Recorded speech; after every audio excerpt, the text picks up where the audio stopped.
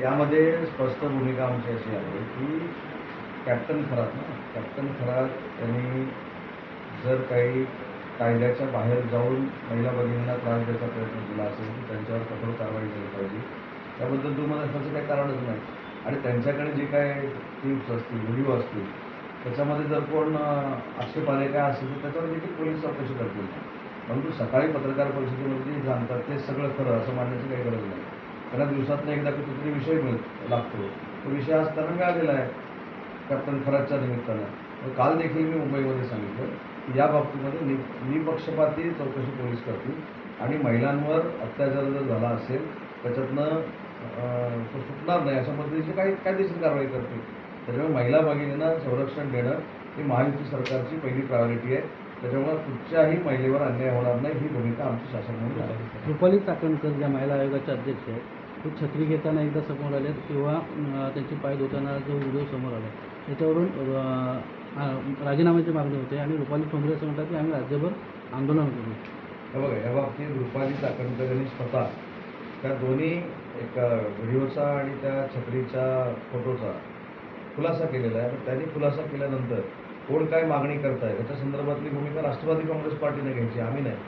त्याच्यामुळे भूमिका अशी आहे की रुपाली चाकणकरांच्या बाबतीमध्ये जो आक्षेप घेतला गेला होता त्याचा खुलासा स्वतः रुपाली चाकणकरांनी केलेला आहे. लोटे एमआयडीसीमध्ये जी लक्ष्मी ऑर्गॅनिक कंपनी आहे त्या कंपनीच्या समोर धरणे आंदोलनाला गेले 45 ते 50 दिवस लोक धरणे आंदोलन करत आहेत. त्याचबरोबर शेजारच्या ज्या 11 ग्रामपंचायती आहेत त्यांनी देखील ती कंपनी बंद होण्यासंदर्भातला एक ठराव केलेला आहे. पालकमंत्री म्हणून किंवा उद्योगमंत्री म्हणून आपली काय त्याच्यावरती भूमिका? माझ्या अंदाजाप्रमाणे आता लक्ष्मी ऑर्गॅनिकवर मी 7व्यांदा चिपळूणमध्ये बाईट देतो. लक्ष्मी ऑर्गॅनिकवर स्वतः पंकजाताई मुंडेंनी देखील सभागृहामध्ये भाई जगतापांच्या लक्षवेधीला उत्तर देत असताना स्पष्ट काही भूमिका केलेली आहे. PFASच्या संदर्भामध्ये विल्हेवाट लावणं किंवा विघटन करणं ही एक फार मोठी प्रोसिजर आहे. ती प्रोसिजर जोपर्यंत तयार होत नाही तोपर्यंत या सगळ्या गोष्टीला काहीही अर्थ नाही असं त्यांचं म्हणणं आहे. आणि आमच्या नियमाच्या बाहेर जाऊन लक्ष्मी ऑर्गॅनिकनं काही करण्याचा प्रयत्न केला तर त्याच्यावर कठोर कारवाई केली जाईल ही भूमिका पर्यावरण मंत्र्यांनी घेतलेली आहे. मग अजून आता परत पाहिजे 8व्यांदा देतोय. त्यामुळे लक्ष्मी ऑर्गॅनिकच्या बाबतीमधली स्पष्ट भूमिका आहे ना आमची. किती आता म्हणजे अजून काय म्हणजे अपेक्षा काय म्हणजे काय मी सांगावं अशी काय अपेक्षा आहे? आंदोलन ते सुटत का नाही? आता आंदोलन सुटत नाही. बघा, मी चिपळूणच्या अनेक आंदोलनांना भेटी दिलेल्या आहेत, अनेक आंदोलकांबरोबर मी चर्चा केलेली आहे.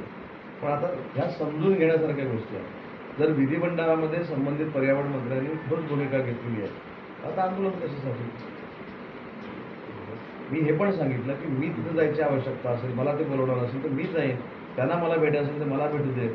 पण आंदोलन आणि आंदोलनामध्ये लक्ष्मी ऑर्गॅनिकचा विषय, त्याच्यामध्ये हुसेन दलवाई साहेबांची स्टेटमेंट, भाई जगतापांची लक्षवेधी, याच्यात तसं राजकारणाकडे आपण जाऊया नको. कोकणामध्ये जर अशा पद्धतीचा प्रोजेक्ट येऊन कोकणाच्या निसर्गाला बाधा निर्माण होत असेल तर मी सांगितलं की PFASच्या बाबतीमध्ये जी उद्योग मंत्रालय म्हणून माझी भूमिका आहे आम्ही त्याच्यावर बॅन करू हे पहिल्या माझ्या मुलाखतीमध्ये देखील सांगितलेलं आहे.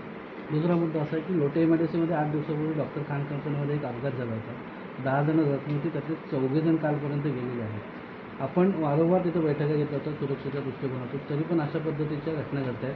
परवा देखील एका कंपनीमध्ये स्फोट झाला होता पण सुदैवाने कुठली दुखापत झाली नाही. राज्याचा उद्योगमंत्री म्हणून माझे अधिकार, कामगार विभागाचे अधिकार आणि पर्यावरण विभागाचे अधिकारी वेगवेगळे. पण या जिल्ह्याचा पालकमंत्री म्हणून मी परवा जिल्हाधिकाऱ्यांना सांगितलं की पुढच्या 8 दिवसामध्ये लोट्यामधले केमिकल फॅक्टरीज ज्या आहेत त्याचं सेफ्टी ऑडिट झालं आहे की नाही आणि फायर ऑडिट झाले की नाही याचा अहवाल माझ्याकडे आला पाहिजे.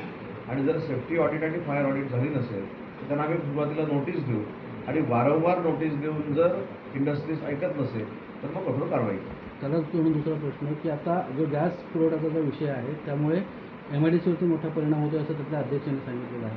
आपण काय आढावा घेतला आहे का? नेमकी वस्तुस्थिती अध्यक्ष मला पण भेटले होते, परवाच्या मिटिंगला देखील होते. गॅस तुटवडा हा काय सरकारनं केलेला गॅस तुटवडा नाही. अखाद्य देशामध्ये युद्धजन्य परिस्थिती निर्माण झाल्यामुळे परिस्थिती आहे. पण इंडस्ट्रीला किती टक्के गॅस द्यायचा, उपहारगृहांना किती टक्के गॅस द्यायचा, हेल्थला किती टक्के गॅस द्यायचा, ही नियमावली सगळी महाराष्ट्र शासनानं दिलेली आहे. त्याच्यामधली जी टक्केवारी इंडस्ट्रीसाठी असेल ती देण्याच्या सूचना मी पालकमंत्री म्हणून 4 दिवसांपूर्वी केलेल्या आहे. त्याच्यातनंच काही ठिकाणी जो गॅस मिळतो आहे त्याचाच परिणाम तो गॅस देण्यामध्ये होतो. आणि परवा सकाळी पुन्हा एकदा 8:30 वाजता जिल्ह्याच्या गॅसबाबत मी बैठक घेणार आहे. सर, उन्हाची तीव्रता आता वाढलेली आहे अपेक्षेपेक्षा आणि बऱ्याच ठिकाणी पाणी टंचाई आहे. जिल्ह्यातली नेमकी परिस्थिती काय? कारण चिपळूणमध्ये बऱ्याच ठिकाणी टँकरची गरज आहे. कुडपसारख्या ठिकाणी आत्तापासूनच लोक आता पण तहसीलदार माझ्याबरोबर आहेत. मी तुमच्या समक्ष तहसीलदारांना सूचना देईन की टंचाई जर वाढत निघाली आणि टँकरची आवश्यकता असेल, कुठचाही विचार न करता प्रत्येक गावामध्ये जरी टँकर द्यावा लागला तरी टँकर देण्याची भूमिका तहसीलदारांनी घ्यावी. राज्यात गारपीट झाले, शेतकऱ्यांचं मोठं नुकसान झालं. तसंच आपल्या कोकणामध्ये देखील आंबा आणि काजू पिकांचं काय म्हणावं तसं पीक आलेलं नाही आहे. एकंदरीत काय ओव्हरऑल निर्णय घेणार आहे? एकंदरीत म्हणजे 8 दिवसापूर्वी माझी